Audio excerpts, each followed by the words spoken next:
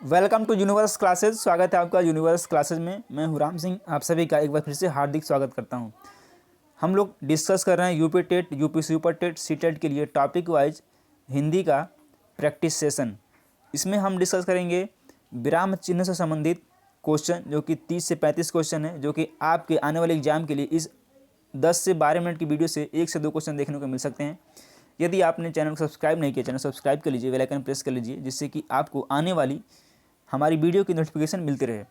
इससे पहले हमने लगभग 4 पार्ट में संधि को डिस्कस किया हुआ है। यदि आपने उसका वीडियो नहीं देखा है तो मैं एक कंप्लीट उसी सभी वीडियो को एक में करके आपको डिस्क्रिप्शन में लिंक मिल जाएगा, वहाँ से आप देख सकते हैं, या फिर आप प्लेलिस्ट फॉलो कर सकते हैं, जहाँ से आपको पूरी वीडियो जब आपको चैप्टर वाइज मिल जाएगी, जो कि है UP TET, U super TET, C TET 2021 के नाम से। तो चलिए शुरुआत करते हैं पहले क्वेश्चन की। पहला क्वेश्चन है, विराम का अर्थ क्या होता है? चलना, ठहरना, ठहरना या रुकना, बिछड़ना या फिर स्वर। तो विराम का अर्थ आपको भी पता होगा, ठहरना या फिर रुकना होता है। आप सभी के लिए एक क्वेश्चन चैलेंज तौर पे दे रहा हूँ, कमेंट करके बताना है दही कौन सा लिंग है, स्त्रीलिंग है या फिर पुल्लिंग है। आप कमेंट बॉक्स में छाप दीजिए। सही विराम चिन्हों वाला वाक्य कौन है? छी तुमने तो नाम ही डुबो दिया, छी तुमने तो नाम ही डुबो दिए, या फिर छी तुमने तो गम नाम ही डुबो दिया। तो ये जो है इसमें ऑप्शन नंबर सी में बिल्कुल सही है, छी तुमने तो नाम ही डुबो दिया। नेक्स्ट क्वेश्चन है, जहाँ योजक चिन्ह का प्रयोग नहीं करते तो फिर वहाँ क्या करते हैं, यही पूछा गया है। पहचानना है। दो संयुक्त क्रियाएं एक साथ जहाँ यूज हों, या फिर रीतिवाचक और परिमाणवाचक क्रिया विशेषण में प्रयुक्त दो अवयव में, यही ऑप्शन नंबर बी आपका राइट आंसर है। किसी कठिन शब्द को स्पष्ट करने के लिए किस विराम चिन्ह का प्रयोग किया जाता है? तो इसमें किया जाता है कोष्टक का। यानी मान लीजिए कोई शब्द है, आपने उसको लिखना है तो आप उसको ऐसे लगा कर लिखते हैं ब्रैकेट में, तो यही आपका है। अगला हमारा है, भूल सुधारने अथवा शब्द में किसी त्रुटि को सही दिखाने के लिए किस कोष्टक का प्रयोग किया जाता है? तो ये जो बड़ा कोष्टक होता है उसी का यूज करते हैं, जो ऐसे वाला होता है। चलिए आगे बढ़ते हैं। विवरण चिन्ह को पहचानना है। विवरण चिन्ह इसमें से कौन सा है? तो विवरण चिन्ह में से ये वाला है, ऑप्शन नंबर बी। पुनरुक्ति व लाघव चिन्ह का प्रयोग कौन सा है? इसमें तो ये है, ये ऐसे वाला जो होता है इन्वर्टेड कामा जिसे बोलते हैं, वह ये जीरो से हम लोग डिनोट करते हैं, ऑप्शन नंबर ए ही सही आंसर है। तुल्यता सूचक चिन्ह को पहचानना है। तो तुल्यता सूचक चिन्ह बताना है कि क्या होता है। तो ये जो इस तरह से होता है, इक्वल टू, यही होता है तुल्यता सूचक, यानी तुलना करता है। जब हम कंपेरिजन करते हैं, कंपेयर करते हैं, जैसे मान लीजिए 2 + 4 = 4, इसमें से क्या है, तो यही होता है तुल्यता सूचक, यानी कि जो कंपेरिजन करते हैं हम लोग। पाद बिंदु चिन्ह की पहचान कीजिए। ये इक्वल टू है, स्टार है, या फिर ऊपर वाला जो एरो है, या फिर डिवाइड है। तो क्या हो जाता है इसमें, डिवाइड वाला जो है वही हो जाता है पाद बिंदु चिन्ह। समाप्ति सूचक चिन्ह की पहचान कीजिए। तो जब कोई वर्ड या फिर कोई सेंटेंस समाप्त होता है तो वहाँ पे हम कौन सा यूज करते हैं, यही बताना है। तो ये हम लोग ये यूज करते हैं, इस तरह से जो बना होता है। किस शब्द में ए स्वर नहीं है? ए स्वर बताना किस में नहीं है? वैदिक, ऐक, पैतृक या फिर स्नेह है। ऐक में ए स्वर नहीं है बल्कि अय है, बाकी सब में क्या है? ए स्वर है।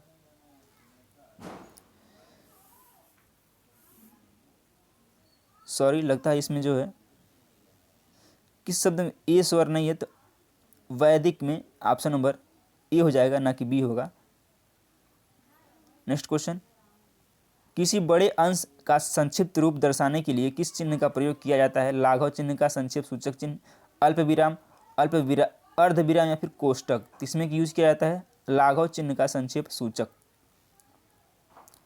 कबीर वाणी के डिटेक्टर थे, इस वाक्य में किस विराम चिन्ह का प्रयोग हुआ है? ये क्वेश्चन यूपी ट्रिपल में एक बार पूछा जा चुका है, तो आप जो इस क्वेश्चन को इग्नोर नहीं कर सकते हैं। उद्धरण चिन्ह, पुनरुक्ति सूचक चिन्ह, अवतरण चिन्ह या फिर टीका सूचक। इसमें उद्धरण चिन्ह होता है। संयोजक चिन्ह को किस अन्य नाम से जानते हैं? तो इसको जानते हैं सामसिक चिन्ह के नाम से, जैसे ऐसे वाला जो होता है इसको सामसिक चिन्ह भी बोलते हैं।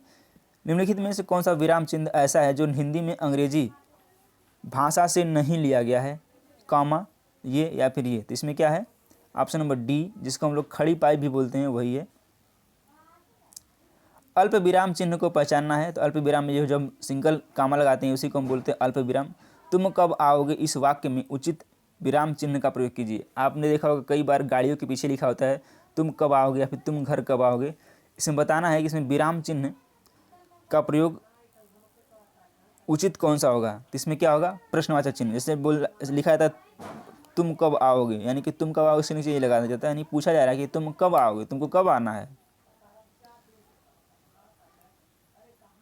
आहा तुम्हें पाकर कितना आनंद आ रहा है, वाक्य में उचित विराम चिन्ह का प्रयोग कीजिए। इसमें क्या है, प्रश्नवाचक चिन्ह, विस्मयादिबोधक या फिर कुछ नीचे चला गया है, सॉरी, इसमें जो हो जाएगा ऑप्शन नंबर बी, विस्मयादिबोधक चिन्ह।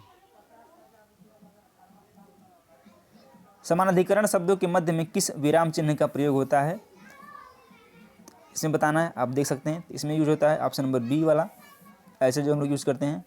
वाक्य में जब एक ही प्रकार की कई संज्ञाएं आएँ तो उनके बीच किस प्रकार की विराम चिन्ह लगता है, किस प्रकार का विराम चिन्ह लगता है। जब एक तरह की कई संज्ञाएं आए तो उसमें इस तरह लगाते हैं हम लोग, सिंगल कामा लगाते हैं। ऑप्शन नंबर बी बिल्कुल ठीक जवाब है। छंदों के एक चरण की समाप्ति पर किस विराम चिन्ह का प्रयोग होता है। छंद जो होता है जब एक चरण समाप्त हो जाता है उसमें कौन सा चिन्ह यूज होता है, इसमें ये होता है सिंगल कामा, ऐसे वाला, ऐसे। रामू जो बड़ा अच्छा खिलाड़ी है, कल उसकी टांग टूट गई, वाक्य में उचित विराम चिन्ह का प्रयोग कीजिए। अल्प विराम, अर्ध विराम, विवरण चिन्ह या फिर लाघव चिन्ह। तो इसमें क्या हो जाएगा, इसमें जाएगा अल्प विराम, ऑप्शन नंबर ए। आशीष, राहुल, राजा, शुक्ल और वैभव अपने कार्य में संलग्न है, इस वाक्य में उचित विराम चिन्ह है। आशीष है, राहुल है, राजा, शुक्ल और वैभव अपने कार्य में संलग्न है, इस वाक्य में कौन सा उचित विराम लगेगा, इसमें लगेगा ये कामा लगता है। इस तरह के क्वेश्चन यूपी ट्रिपल लेखपाल, यूपीएसआई और जो है सबसे जीडी में पूछे जाते हैं, बाकी यूपी टेट के अलावा। बाकी आप किसी भी एग्जाम की तैयारी कर रहे हैं जहाँ पे हिंदी आता है तो आपके लिए इंपॉर्टेंट सेशन है। चलिए अगला क्वेश्चन देखते हैं। और ये सेशन हिंदी का प्रैक्टिस डेली 9 बजे होता है सुबह में, आप बिल्कुल मिस ना करें। 9 बजे आप जो है एक बार चेकआउट कर लिया करें, क्योंकि जो है कभी भी नोटिफिकेशन यूट्यूब नहीं भेजता है, तो आप जो इसको जरूर चेकआउट करें। आनंद घर आया, थोड़ी देर रुका और चला गया, इस वाक्य में उचित विराम चिन्ह कौन सा होगा।